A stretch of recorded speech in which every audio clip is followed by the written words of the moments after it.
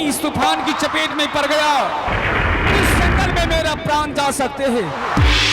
ऐसा करते हैं, ये तूफान आने से पहले मैं जंगल को छोड़कर बाहर निकल जाता हूँ, ताकि मुझे शहर के लिए कोई रास्ता मिले।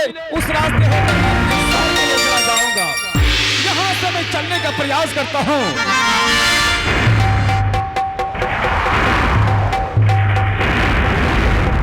नहीं, ये क्या?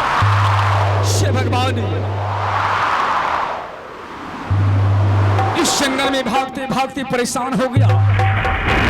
ना जाने परेशानी के कारण मुझे प्यास भी लगे, लेकिन इस घने बने जंगल में मुझे पानी कहाँ मिलेंगे? पानी के प्यास से लगता है मेरा प्राण नहीं बचेगा। पानी, पानी, हे भगवान, मुझे कहीं पानी नहीं दिखाई दे रहा है। पानी नहीं, पानी, पानी,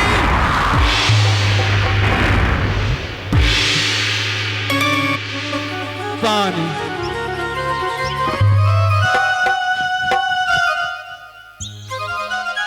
पानी। हे भगवान, मैं इस जंगल में इतना दिन से रहती हूँ, एक भी मनुष्य की आवाज नहीं सुनी थी, लेकिन आज इस जंगल में कोई मानव व्यक्ति पानी पाने करके चिल्ला रहे हैं। लगते कोई मानव संकट में पड़े हुए हैं।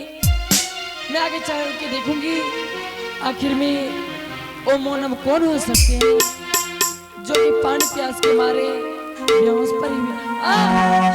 हे भगवान, स्वामी जी, स्वामी जी, हे भगवान,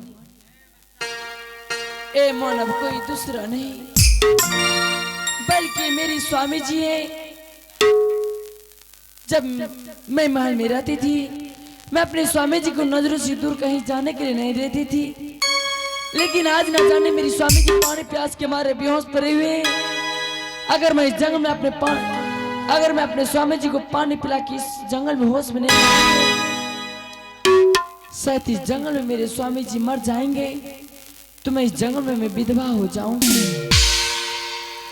सबसे पहले मैं झोपड़ी जाऊंगी और झोपड़ी से पानी लाऊंगी और मैं अपने स्वामी जी को पानी पिला के होश में लाऊंगी। सबसे पहले मैं स्वामी जी के चरणों में प्रणाम करती हूँ। प्रणाम स्वामी जी। हे स्वामी जी, मैं इस जंगल में हूँ, मैं आपको पानी पिला के होश में मैं लाऊंगी। हेलो, मैं चलती हूँ झोपड़ी पानी लाने के लिए। अब दौड़ले मैं चल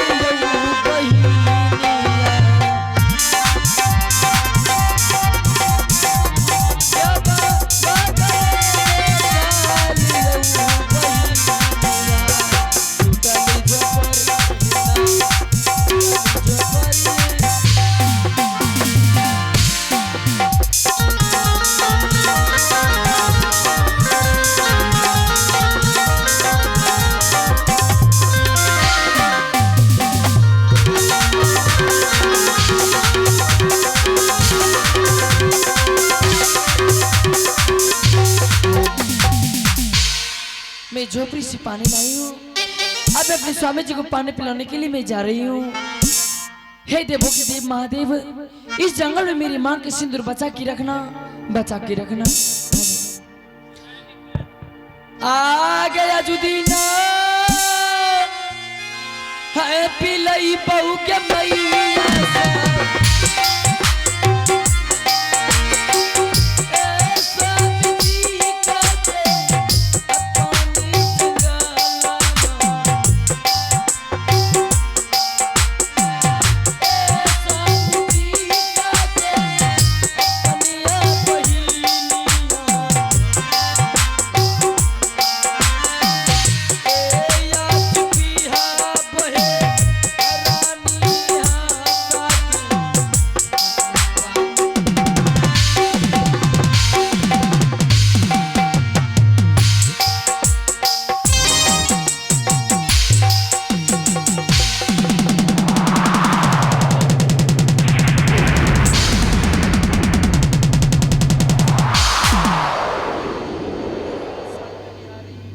ईश्वर, ना जाने इस घने बने जंगल में मुझे पानी कौन पिला दिया। मैं किसी इंसान को नहीं देख रहा। कौन है? कौन है? अरे जिन्होंने मुझे पानी पिलाकर इस जंगल में होश में लाया। अरे इस जंगल में कोई भूत है क्या? अरे कोई भूत है? कोई दानव या कोई मानव, कोई भी प्राणी हो जिसने मुझे पानी पिलाकर होश में लाया। क्या तुम मेरे सामने नहीं आ सकते? अरे जरा मेरे सामने आओ, मैं तुमसे कुछ बातें करूंगा। कौन हो तुम? हे परदेसी जी, मैं ना भूत हूं ना प्रेत हूं, मैं एक भिखारन हूं परदेसी जी। अरे बिचारी परदेसी जी, मैं इस जंगल में पानी पिला के होश में मैं लाई हूँ। अगर मुझसे भूल हो गई आप मुझे क्षमा कर देंगे? नहीं बिचारी नहीं, तुमसे कोई भूल नहीं, बल्कि तूने मेरे ऊपर बहुत बड़ा उपकार कर दिया। आज जंगल में तू ना होती तो शायद मेरा प्राण नहीं होता। जिंदगी में कभी नहीं भूल सकता हूं बिचारी जो काम तूने करके दिखाया। लेकिन बिचारी ये मैं क्या देख रहा हूं? क्या देख रहे परदेसी? तुम एक औरत हो और इस घने बने जंगल में कहाँ रहती हो तुम? हे परदेसी जी, मैं इस जंगल में एक छोटी सी झोपड़ी बना के रहती हूँ। हाँ परदेसी जी। छोटी सी झोपड़ी? हाँ, क्या जंगल में तुम्हारे साथ और कोई सदस्य है क्या? नहीं परदेसी जी, मेरे सिवा इस जंगल में कोई नहीं रहते हैं परदेसी जी। अरे बेचारी, इस जंगल में तुम अकेली रहती हो। जंगल में तो बहुत बड़े बड़े जानवर रहते हैं। क्या जानवर तुम्हें कुछ नहीं कहते बेचारी? नहीं परदेसी जी, इस जंगल में जानवर मुझे कुछ नहीं कहते हैं परदेसी जी। अरे बेचारी, अगर जंगल के जानवर तुम्हें कुछ नहीं कहते हैं तो आज ये परदेसी तुमसे कुछ कहने के लिए चाहते हैं बेचारी। क्या कहने के लिए चाहते हैं परदेसी जी? मैं यही कहने के लिए चाहता हूँ बेचारी कि मेरा घर उत्तमपुर शहर पड़ता है और मेरा नाम राजा उत्तमपाद सिंह है। क्या बताऊं? अरे मैं शिकार खेलने के लिए जंगल आया था, ना जाने आज शिकार खेलते खेलते अंधेरा हो गया। संजोग की बात आज मुझे एक भी शिकार मुझे हाथ नहीं लगा और मैंने देखा भंडार कौन से तूफान आ रहा है। सोचा ये तूफान आने से पहले मैं जंगल से निकलकर कोई रास्ते होकर मैं अपने शहर के लिए चला जाऊंगा। क्या बताऊं बेचारी, ऐसा कुछ नहीं हो पाया। जंगल में भागते भागते रास्ते भटक गए और तूफान की चपेट में पड़ गया। बेचारी भागते भागते परेशान हो गया। परेशानी के कारण मुझे प्यास लग गई और पानी के प्यास से बेहोश होकर जमीन पर गिर पड़ा बेचारी।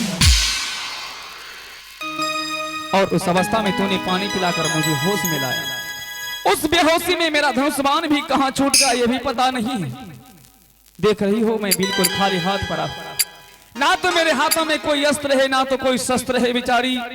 जंगल में बहुत बड़े बड़े जानवर रहते हैं, खाली हाथ पाकर कहीं जंगल के जानवर मुझे नोच नोच कर खा जाएंगे।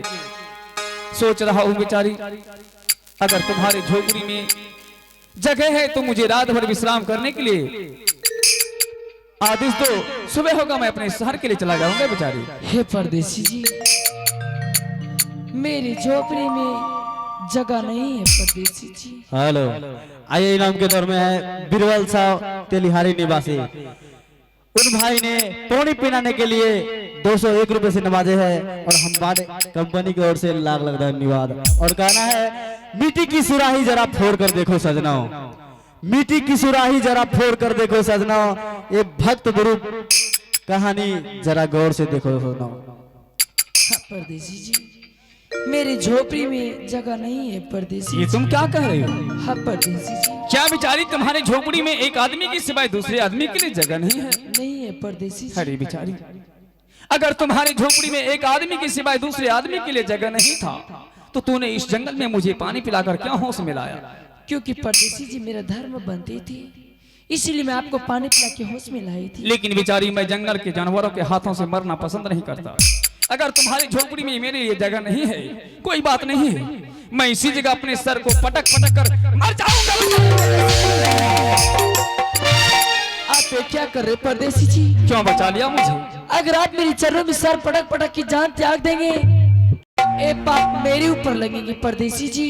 तो मैं फिर क्या करूं बेचारी? परदेसी जी, अगर आप इतना जिद करते हैं तो चलिए मेरे झोपड़ी में रात भर ऐसा आराम कर लीजिएगा। क्या तुम्हारी झोपड़ी में मेरे लिए जगह है बेचारी? हाँ परदेसी जी। अरे बेचारी देर मत करो, जल्द से अपने झोपड़ी के पास ले चलो, मुझे बहुत भय लग रहा है बेचारी। ठीक है चलिए परदेसी जी।